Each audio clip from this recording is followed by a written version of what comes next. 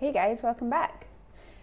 So I am just jumping in and I'm going to walk you through one of the many uses for Milanote. But just for those of you who have been with us all afternoon, we've had a great discussion there with Callum, Forsyth and Gelb, all about accelerators, incubators and what language is useful and what's not. So if you did miss that, I would definitely go back and check it out if you're considering getting involved in an accelerator program. There are some really good tips there. So I'm going to dive into Milanote, and I don't know if you guys have used something like this before, but I told this story the other day that this came about because I was saying to Gelb, I feel like I've got lots of projects in my mind and I'm a very, very visual person. So I felt like every time I thought about something, all my ideas would be quite tangled, and I just wanted to be in a room that had whitewashed walls where I could post-it note everything, and I would have different colours of post-it notes, and I'd put them all up and I'd be able to move them around, plan things out, and just feel like I had decluttered my mind and really understood funnels and flows and essentially used design thinking. So I was really struggling, and he is an absolute tool extraordinaire. He's going to laugh that I called him that. But he absolutely loves to find and use a new tool. And he came up with Milanote, and I have started to use it. You can see here I've started to use it for lots and lots of different projects. And it's kind of a way that I've started to organise myself, and I like it because it's visual, it's really simple to use, and I've just been kind of playing about with it and seeing if it's something that might stick. So I've been moving things into columns for different projects and having boards within boards within boards. So anyone who uses Trello for Kanbans is going to be really familiar with the layout, but I've created a 0 to revenue column. And one of the questions that we had from the community was, if I'm not able to watch the live stream from the minute you press go to the end of the night, I would really love a way to be able to see the key decisions that we've made throughout the day, the discussions that we've had, the output.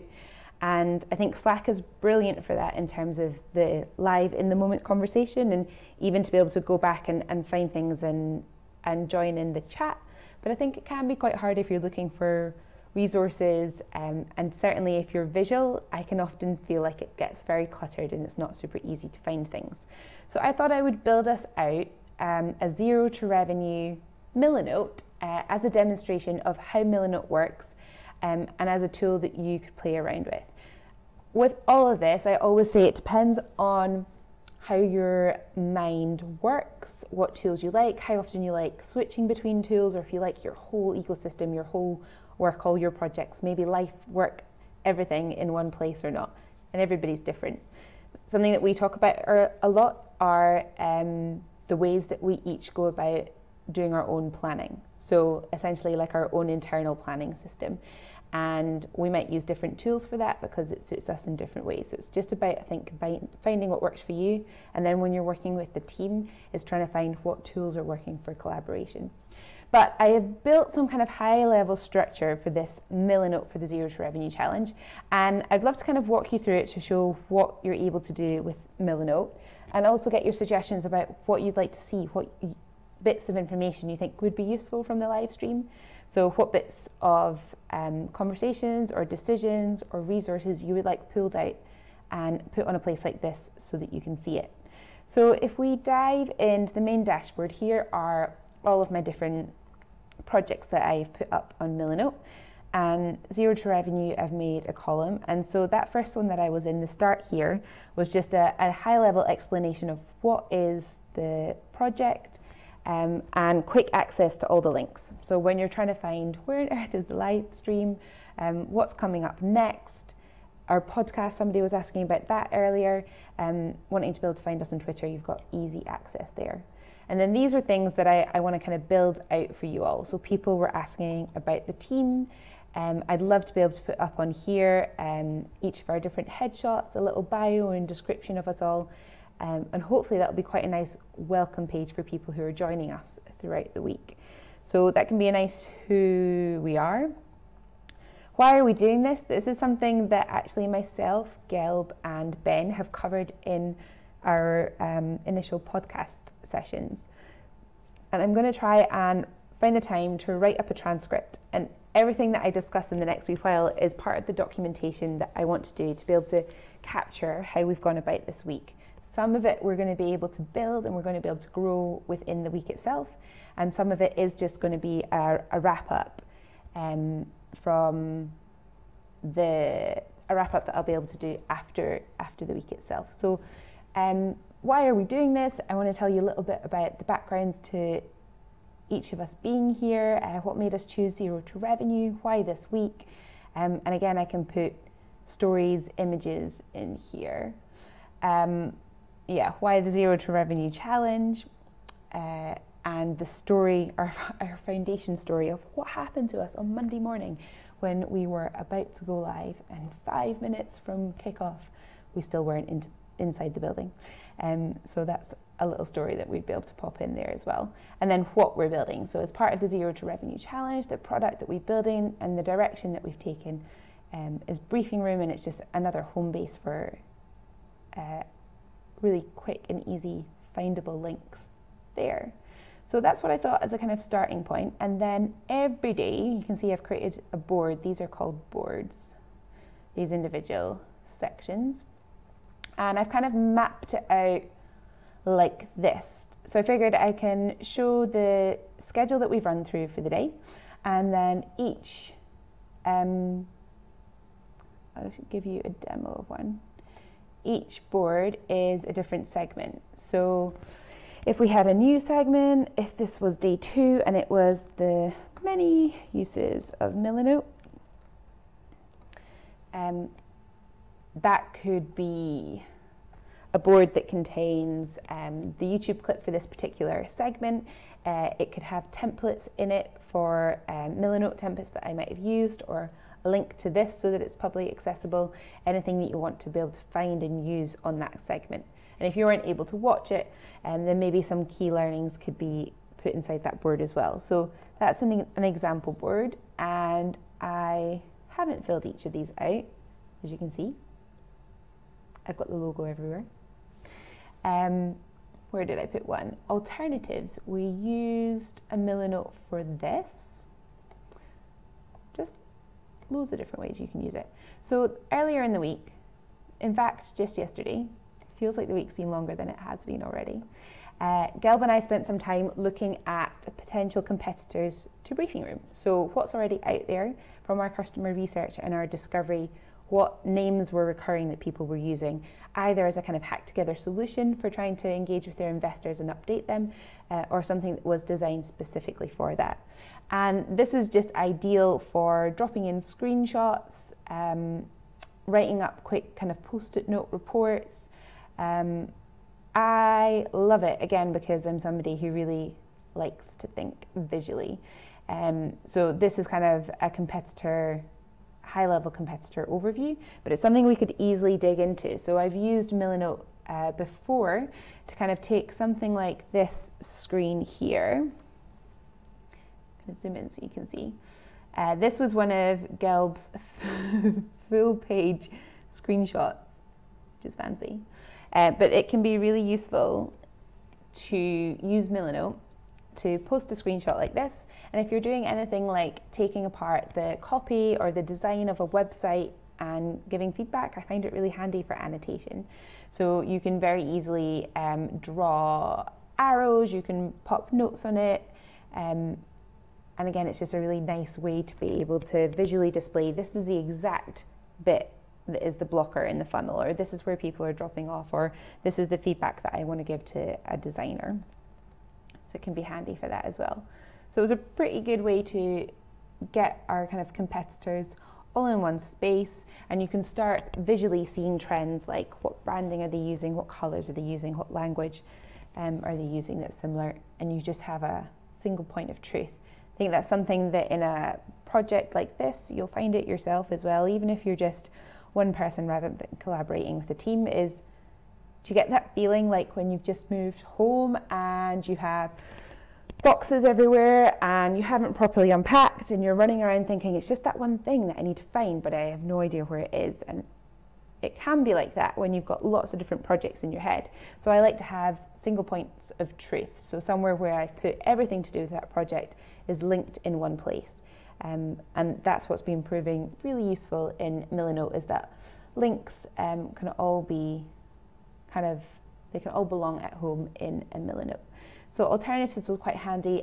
Those guys who were with us yesterday will have already seen this. This was one of their Milanote's own templates. So they provide you with some templates and you can suggest them as well. You can share how you've used Milanote and encourage others to use it similarly. So this was a brief business model canvas for briefing room. And again, just being able to have the layout of your own formatting and your blocks of text is pretty handy. So that was one way that we used it. Lead gen ideas, what I haven't built out yet. These are all just headlines. They're literally empty because I've not yet filled them, but I'm thinking it's going to become like my wiki that I'll be able to share with you all of. This was a play-by-play of the whole week. And same for if we have a speaker, what they talked about, if they mentioned any particular books. I've actually been collecting, because we're in the library, you'll have to remember from the previous shop, the books are all up on the wall here. And I've been pulling books out of the bookcase when people have mentioned them in talks. This one obviously is spot on for this week. This one is pretty up there too, but I was thinking I can easily build out a board for each talk and then recommended reading or resources that those people have mentioned. And we do have, for all their speakers, we're creating this directory. And now this is actually from Coda that we built this out. So each speaker has their profile, what they're speaking about. You can see all the information up there. But I was thinking again, how do you find all that? How do you know if it's on Coda, if it's on Slack? If you're on Twitter, how do you know where the YouTube is?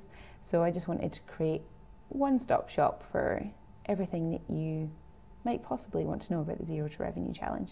So I was thinking for each day I could have the headline speakers and then the link that you can click through and find the others in that guest directory. So that's one useful thing.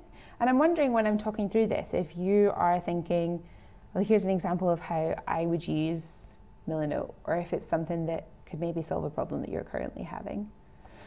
I haven't done this yet, but I was thinking of a space for kind of reflections or journaling or like personal blog updates for how we've been finding each of the days. So that is the framework that I've kind of built. I first started just creating new boards for each of the days. So I think if I go to day 5, so I actually duplicated them. I was ahead of myself. So I just copied them all initially and they were blank boards, which just means if you have a new board, I drag it and drop it, and I like that the little logo automatically changes. So it reads what I've written and it comes up with something that it maybe thinks is related. So you can see the ones that are days 1, 2, or 3. It's a cloud and a sunshine for a day. Start here has a play button, and I didn't choose them, so I really like that. So if I look at my example board, it's just a big empty board, and you can start building new boards. And you can change the color. We want it to be purple. So this might be if I'm doing a content creation strategy and I want all of the research for one particular persona to be one color, maybe I want the research for another to be another color, or whatever reason you might be using any color coordinating system. And what's great is you can literally tunnel down. So you can build board within board within board, which helps you organize at lots and lots of levels. So if you can see up here, new board 2,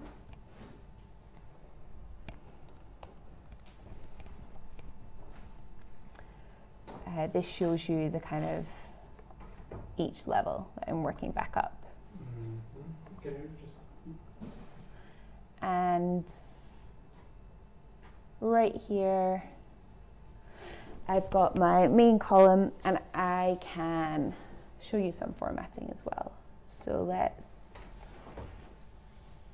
duplicate these boards. So if you've built one board out and you really like the way that you've made it, the structure, or you want the content, I often find starting with a blank piece of paper quite hard, but if there's something already there, then I find overwriting quite easy. That's just my personal way of working.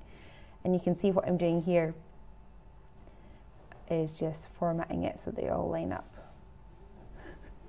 because I like things to be nice and organized like that. Anyone else with me?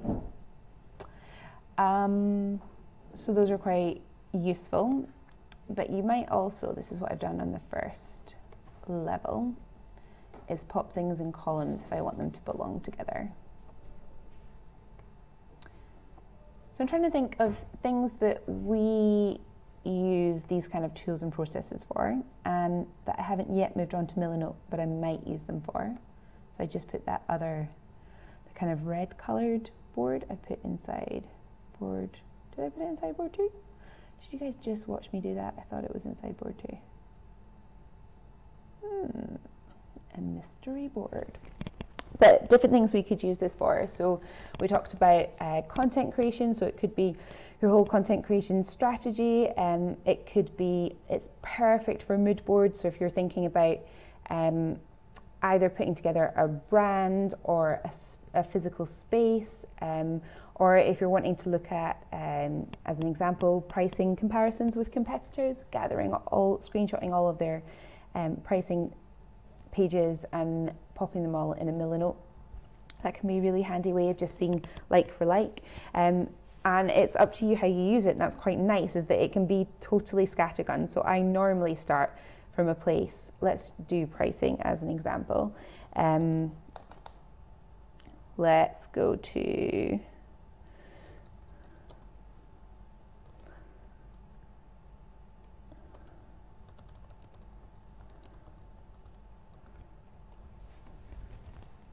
let's look at some pricing plans. And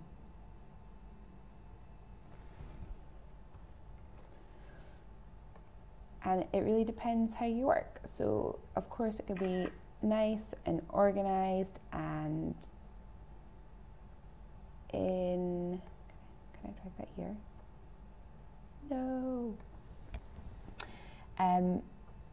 Yeah, you could do it here, there, and everywhere, and just kind of brain dump everything in, or you could do it really nice and organized. Here are screenshots from earlier. Use this one too.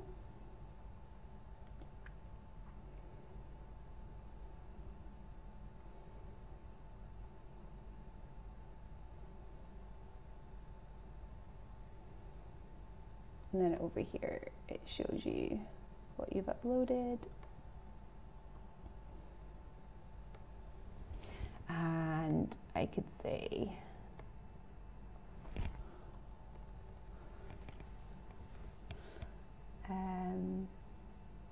that I want to make a particular point about why the professional plan, what sort of language did they use, maybe I have feedback on it, so I can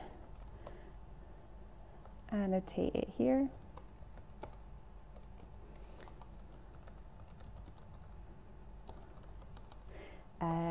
I can make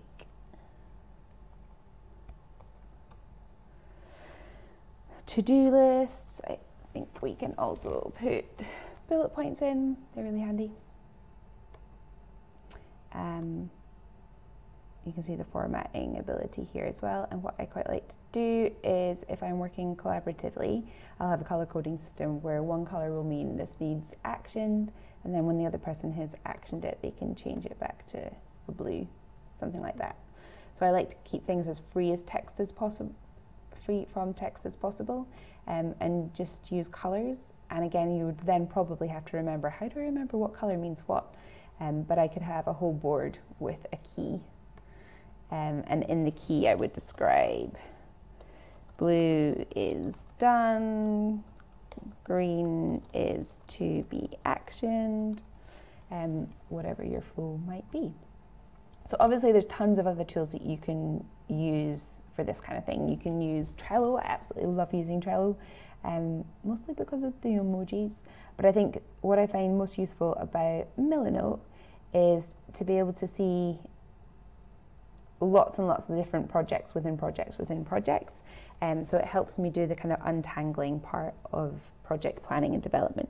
So Trello I find useful once I know that there are boundaries. So if I'm thinking about, it could be product hunt that I'm preparing for launching for briefing room. I could think, well, I know where that starts and stops, so I could make a Trello board and I know exactly what I want to be on it, what I want to include on it. Where I find Trello difficult is when a project grows arms and legs and you have board upon board upon board, and I find it quite hard to link them and to make them neat and easily findable. And so that's what's proved pretty handy about using Milanote, is having all of these different layers of setup. So hopefully that's given you a wee bit of an idea about different ways you can use it. I think that's what's really interesting about tools, is you might pick this up and use it in a completely different way. And let me know, because I would love to hear what you would use it for. But similarly, you might think, well, the way that you're describing it, I actually use something else for that. And I love the way that I use that tool too. So let us know, because we're always keen to hear about tools. We have a whole channel on our Slack dedicated to that very purpose. And if you do have any questions, or if you get on board and play with Milanote and find out different ways of using it or different tricks, then get in touch. I'd love to hear from you. So for now, we're going to take a wee pause just before we have our next guest speaker in, up at the top of the hour. And I hope that was useful. I'll chat to you in a bit.